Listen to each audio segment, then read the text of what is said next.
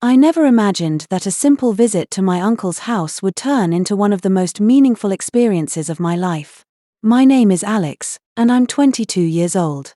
I come from a small town where everyone knows everyone, where greetings are exchanged on every corner, and where family connections are more than just blood, they're a way of life.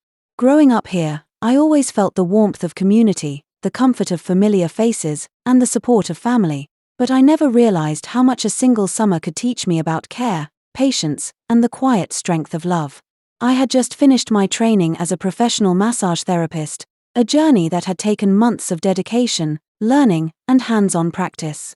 For me, massage wasn't just a job or a skill, it was a way to connect with people, to help them carry less of the weight they bore in their bodies and minds.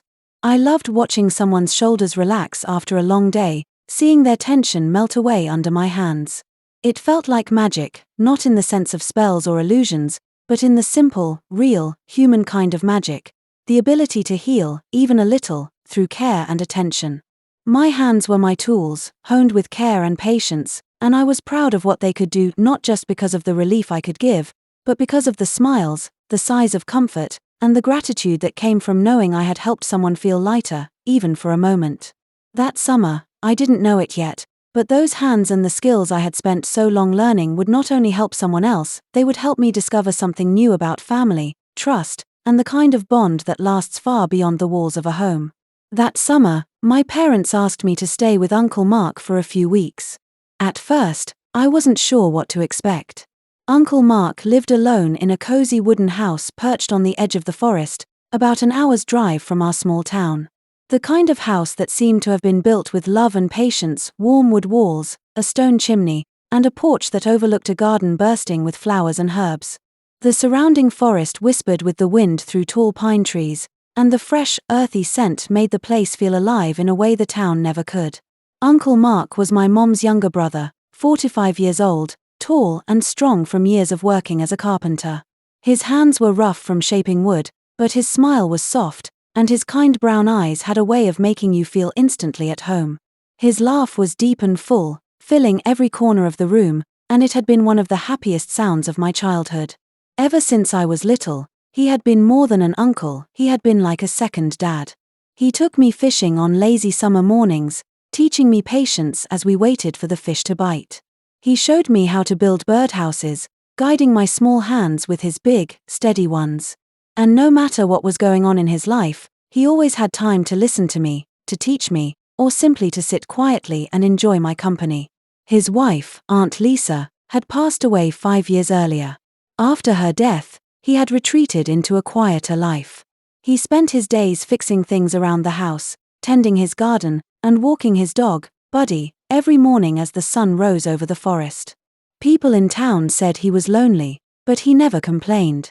He seemed content in his routine, finding joy in simple things, but my parents thought it would be good for both of us if I stayed with him that summer. They said I could practice my massage skills on someone who really needed it. After years of lifting heavy wood, Uncle Mark often had back pain, and he, in turn, would have someone to keep him company. I arrived on a sunny afternoon, when the light poured golden through the trees. The air smelled of pine needles, fresh earth, and the faint aroma of wood polish from his workshop. Buddy came running, barking with excitement, his tail wagging like a little flag in the wind.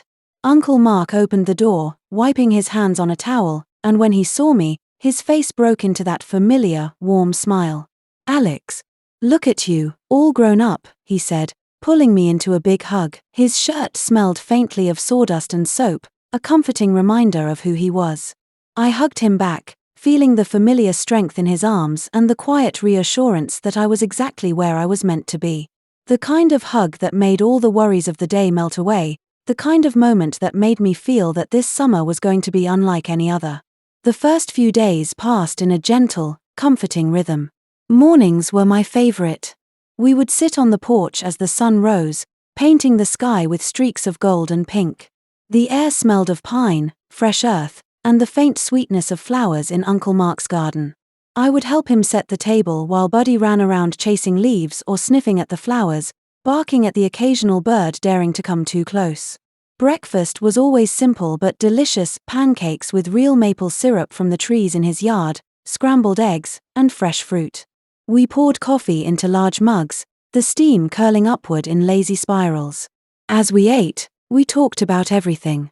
I told him about my new job at the wellness center in town, how I was learning new massage techniques, meeting new clients, and discovering the joys and challenges of helping people feel better.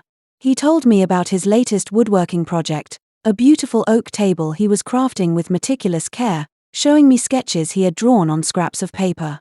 Sometimes, our conversation drifted to old memories, and he laughed as he recalled stories from my childhood, how I used to chase Buddy through the garden, how I insisted on helping him build birdhouses even though my hands were too small and clumsy. The sound of his laughter filled the porch, warm and inviting, making me feel like a child again in the safest place I knew. Evenings were quiet and cozy. After dinner, we would sit by the fireplace, sipping hot chocolate while Buddy curled up at our feet, letting out soft, contented snores. The fire crackled, casting dancing shadows on the wooden walls, and the scent of burning wood mingled with the sweet aroma of chocolate. It was during these moments that I realized just how much I had missed this kind of connection, the simple comfort of being near someone who cared about you, of sharing small moments that felt so meaningful. On the third day, I decided it was time to help him with his back pain. He had been complaining about a stiff shoulder for days, and I had brought my massage oils and techniques ready to go. "Lie down on the couch," I said, rolling up my sleeves and warming the lavender and eucalyptus oil in my hands. The oil smelled soothing, gentle, and inviting. Uncle Mark hesitated for a moment, then pulled off his shirt and lay down on his stomach. His back was broad, and the muscles were tight and strong from years of hard work. I began with his shoulders, pressing my thumbs in slow, steady circles. I could feel the tension under his skin, the knots that had built up over years of lifting, bending, and working tirelessly. He let out a long, satisfied sigh. "That feels amazing, Alex. You're really good at this," he said, his voice low and relaxed. I smiled, concentrating on the muscles, letting my hands move naturally along the lines of his back. I worked slowly, gently, applying just the right pressure to ease the knots without causing discomfort. As I moved down his spine, I could feel him relax completely. His breathing became deep and even, the kind of relaxed breathing that only comes when someone truly lets go. When I finished, he sat up slowly, rolling his shoulders with a contented groan. "Like new," he said, grinning. From that day on, massage became an unspoken part of our routine. Every evening, after dinner, I would prepare my oils and work on his back, neck, arms, and legs. Sometimes we would talk quietly, sometimes just enjoy the peaceful silence together. He always told me that he slept better on the nights I gave him a massage, and over time, I began to notice a change not just in his body, but in his mood and his energy. He moved more freely, his smile came more easily, and there was a lightness to him that hadn't been there before. It was during these moments that I truly understood the power of care. Massage was more than a skill or a job, it was a way to connect, to heal, and to show someone that they mattered. And in helping him, I discovered that I, too, was changed by his gratitude, by his trust, and by the simple joy of being together. One night, about a week into my stay, something shifted in our routine, a quiet, gentle change that I didn't fully understand at first. It was late, around midnight, and the house was wrapped in silence. The only sound was the soft ticking of the clock in the hallway, echoing faintly against the wooden walls. I couldn't sleep, my mind was buzzing with ideas for new massage techniques I wanted to try, ways to help people relax and feel lighter in body and spirit. I decided to get a glass of water. Barefoot, I padded across the wooden floorboards, which creaked softly under my weight. The cool night air drifted in through a slightly open window, carrying the faint scent of pine and dew from the forest outside. As I walked past Uncle Mark's bedroom door, I noticed it was slightly ajar. A dim, warm light spilled into the hallway. I didn't mean to look, but something made me pause. Through the crack, I saw him sitting quietly on the edge of his bed, lost in thought. His posture was relaxed, but there was a weight in the way he leaned forward, his hands clasped together. For a moment, I froze. My heart beat faster, and I caught my breath. It wasn't that I had intruded, it was just the quietness of the moment, the vulnerability of seeing him alone and deep in thought. Carefully, I stepped back, giving him space, and walked to the kitchen, my mind racing with curiosity and concern. After a minute, I heard soft footsteps behind me. Uncle Mark appeared in the doorway, now wearing his robe tied neatly around his waist. His face was flushed from the late hour, but his eyes were gentle, warm, and inviting. "Alex," he said softly, "come sit with me." I followed him to the couch, and Buddy lifted his head briefly before settling back to sleep. Uncle Mark rubbed his hands together, as if searching for the right words. "I'm sorry you saw me like that," he began quietly. "I've been alone for a long time. Sometimes it helps me just to sit and think, to unwind." I nodded, understanding more than I could explain. "I'm not a kid anymore." "I understand," I whispered. In that moment, I realized something important. My role here wasn't just to help with his aches, it was to share presence, care, and attention. From that night onward, I found myself wanting to help him in the way I knew best, with my hands, through the healing power of touch and care. The next morning, sunlight streamed through the windows, casting golden streaks across the floor. I made coffee and toast, filling the kitchen with warmth and the familiar scent of breakfast. Uncle Mark appeared, hair tousled, wearing his work jeans and a soft smile, though there was a subtle question in his eyes, a quiet curiosity. "Morning," he said. "Morning," I replied, handing him a mug. "Your back hurt again?" I asked. He chuckled softly. "A little. Old habits." I met his gaze with determination. "Let me give you a full massage today. Not just a quick one. A real one, like at the spa." He studied my face for a long moment, then nodded slowly. "All right. After lunch."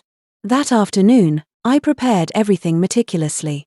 Fresh sheets on the massage table in the spare room, warm oil in a small bowl, and soft music playing from my phone, gentle piano with the sound of distant waves. The room smelled faintly of lavender and cedar, soothing and calm. "Lie down on your stomach," I instructed. He hesitated for a moment, then pulled off his shirt and lay down. I draped a sheet over his lower half for modesty. I poured the warm oil into my palms and began at his neck, letting my hands glide over his skin, kneading tight muscles with care. He sighed deeply, a sound of relief and comfort. "This is heaven," he murmured. I worked slowly and methodically, moving from his shoulders to his upper back, along the spine, down his arms to his hands and fingers, and over his legs from thighs to calves. Every movement was deliberate, gentle yet firm. With every stroke, I felt his trust in me, a silent bond forming that went beyond words. Finally, I whispered, "Turn over." He did, eyes closed, sheet still in place. I continued to work carefully on his chest, ribs, stomach, and scalp. His face was serene, lips slightly parted, completely at ease. "Alex," he said quietly, eyes still shut, "thank you. This means more than you know." I smiled softly. "You deserve it." Days turned into weeks. Our connection deepened in small, meaningful ways. Mornings were spent walking through forest paths with Buddy, the crunch of leaves underfoot and the scent of wildflowers filling the air. Afternoons were spent in the workshop or garden, helping him shape wood into furniture or tending the vibrant plants.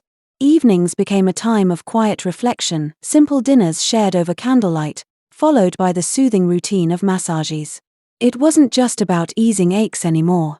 It was about presence, trust, and care. And every day, I realized that our bond, quiet, comforting, and unspoken, was something I would carry with me for the rest of my life. I tried new techniques, Swedish massage, deep tissue, reflexology on his feet. Each time, he relaxed more, opened up more. He told me about Aunt Lisa, how they met at a dance, how she loved sunsets. "I miss her every day," he admitted one night. "I know," I said, pressing a warm cloth to his forehead. "But she'd want you happy." Summer deepened. Fireflies blinked in the yard at dusk.